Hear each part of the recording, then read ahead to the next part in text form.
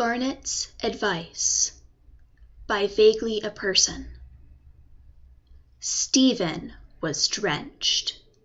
Mud was splattered across his feet and legs, his long curly hair matted against his back, and his clothes dripped like the storm outside. Pearl would have forbidden him to step inside the house without at least tossing a towel at him, but she had seen his expression. It was a known fact that Stephen cried often. Even at 17 years old, he still freely showed emotion, and so much so that the gems knew not to worry about him. But this time, Stephen's expression made Pearl pause. There was no other way to describe it. He was heartbroken. Interrupting Pearl's shock, Garnet made her way from the kitchen holding a hand towel and ushered Stephen inside. She had a good guess what brought this on, but she focused first on making Stephen somewhat presentable before sitting him down.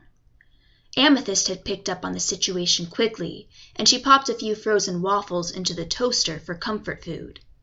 He muttered a thanks when Amethyst presented the food, nibbled on it, and then put it down. Something was very wrong. The gems exchanged worried glances. Garnet sat down beside Stephen and put a comforting hand on his back. With her vision clearing now, she knew exactly what was going on and how it would be resolved, but they all needed to hear it from Stephen. When he looked up at her, she nodded in support. Stephen dropped his head and stared at the toaster waffles. "She hates me now," he said. It took a moment for Pearl and Amethyst to catch up, but then they remembered the months that led up to this, from the day she mentioned her interest in studying abroad to the day she got her acceptance letter. They barely spoke to each other the past 6 months. Each day, Stephen grew more anxious. She wanted support. He was afraid of losing her. That morning, he made a desperate attempt to make her stay. It was the worst argument they ever had. Amethyst moved over opposite to Garnet and awkwardly patted his back. "Aw, no way, bro! You guys have been friends for how long? Like, the human version of forever, right? Connie would never hate you." "She called me selfish." Amethyst stilled, having no idea how to respond to that. Stephen buried his face in his hands. "She's right, though. Now she's leaving, and she'll never want to see me again." "Stephen," Garnet then said earnestly, "I can see many things. I can see how you feel about her. And feeling that strongly about someone can make someone both incredibly selfish and selfless." He peeked up at her, his eyes puffy. "It is selfish to care about someone so much that you couldn't ever lose them. That's love. But love is also being so selfless that you couldn't ever see them unhappy." Garnet drew down her shades, her wisdom shining in her 3 eyes. Knowing how to balance that selfishness and selflessness is what makes a good relationship.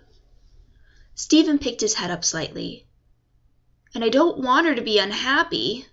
Connie's so smart. She deserves to go to a really nice school. I'm just scared she'll meet someone better than me."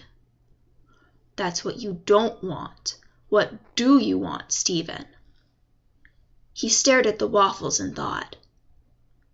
"I want to always be with her, but I want her to be happy, no matter how. That's what I want." "Then let her know." "What?"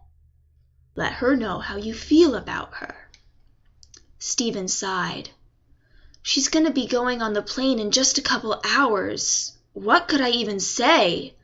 I'd probably make it worse." "Listen to what I have to say. You tell her this, and it's how you get what you want." Stephen had straightened himself at that. Garnet told him what he needed to say, and he repeated it back dutifully. She reminded him that he didn't have to say it exactly the way she did, but in whatever way felt most natural to him. He whistled for Lion, climbed on, and the pink feline was quickly out the door. Stephen hoped desperately that Lion wasn't in the mood for any detours, and he thanked his lucky stars when Lion skidded out in front of the city airport. It was still pouring rain, and Stephen squinted as he searched the cars pulling up to the front of the building. He could barely recognize any individual person, all clad in raincoats and huddled under umbrellas.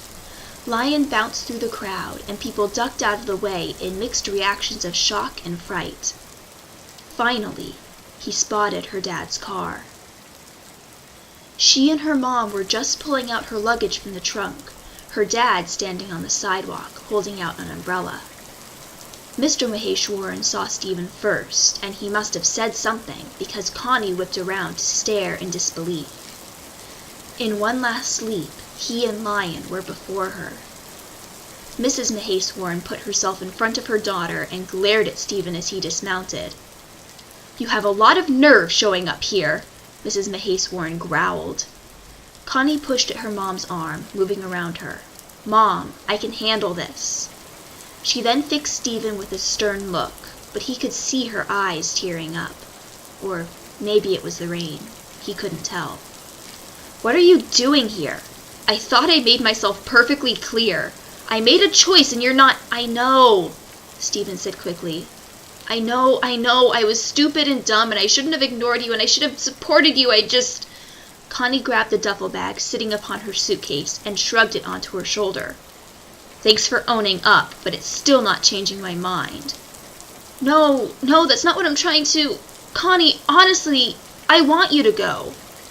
Her eyes widened in anger, and he cringed. That came out wrong. "Nice to know you care so much."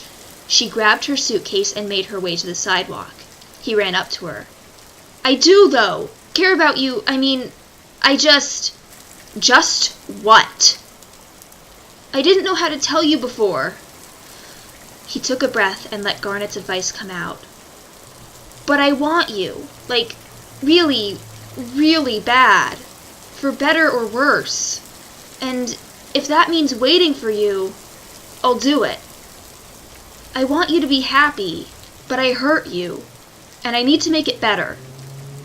So I'll wait for you." The other sounds of the airport hushed away into the background. He couldn't even hear Connie's family protesting from behind her. He could barely feel the rain drowning them all. All he could hear was her intake of breath.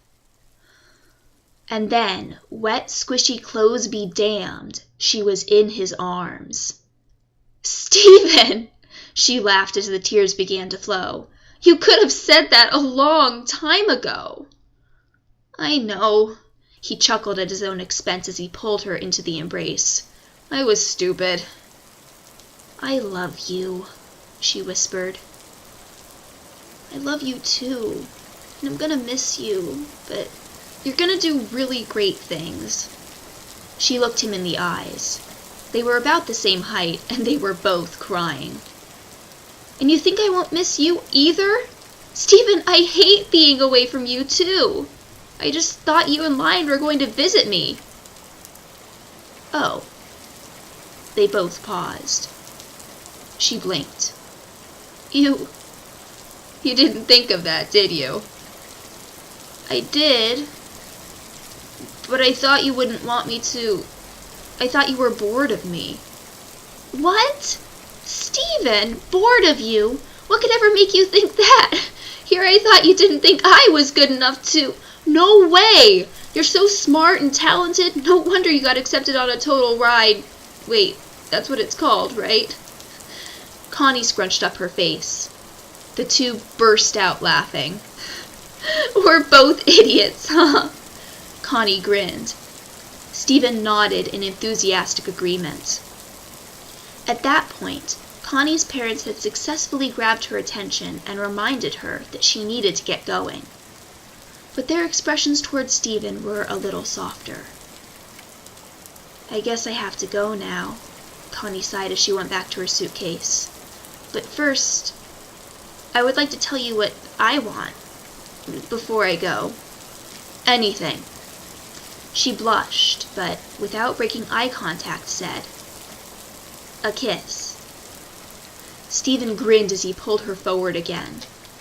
He had seen Ruby and Sapphire show their affection a few times before, and imitating them, he brushed a hand through Connie's hair, leaned in, and gave her a light kiss.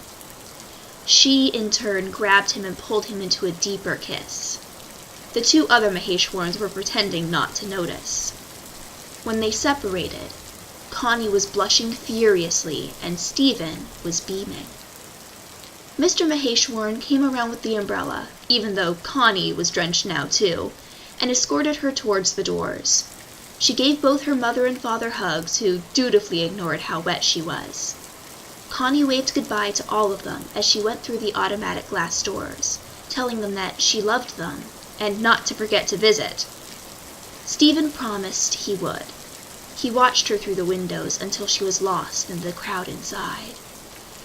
The Maheshwarns had smiled tentatively as they invited Stephen to keep in touch with them as well. Then they got into their car and Stephen climbed back on Lion. 30 minutes later, Stephen had changed into a dry set of clothes and was telling the gems everything that happened. They listened proudly, Garnet especially.